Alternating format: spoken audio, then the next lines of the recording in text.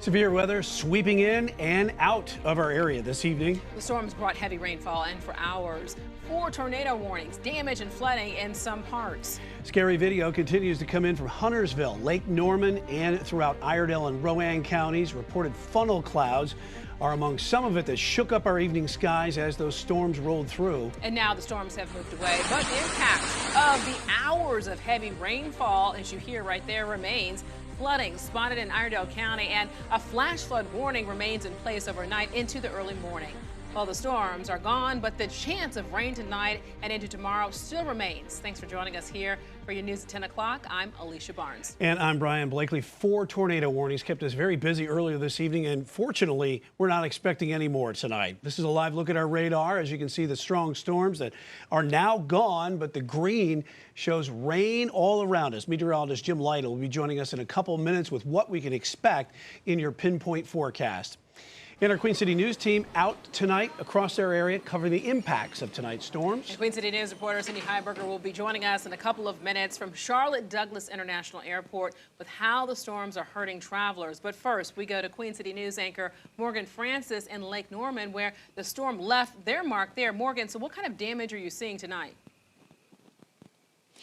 Well, Alicia, I don't know if you can see behind me from this shot, but there's an entire tree that has fallen down here on Christie Lane that's just off Beaten Path Road. And it looks like it's blocking a driveway, possibly 2. This is a relatively short road, not a ton of houses down in this area. But the tree itself looks like it's rested on some sort of lines here that are draped across the road all the way up to Beaten Path Road. And yeah, I couldn't tell you right offhand if these are power lines or if they're phone lines, but we do know that there are no lights beyond that. So if they are power lines, they have been cut off to the area. But yeah, quite the scene out here. But thankfully, as far as we're aware, no injuries. We're going to send back to you guys in the studio. Well, back here in Charlotte, this is a look right here at Uptown from our Arlington camera. The weather has definitely quieted down compared to earlier, but chances for rain are still there.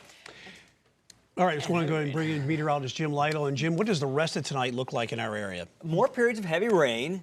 We're not going to get out of that rainy woods for quite some time, and we've got lots showing up on radar, but no high winds, no hail, no severe weather of that nature expected. It'll calm down that way, but the heavy rain will still be in the forecast, not only tonight, and through tomorrow, and for much of the work week ahead.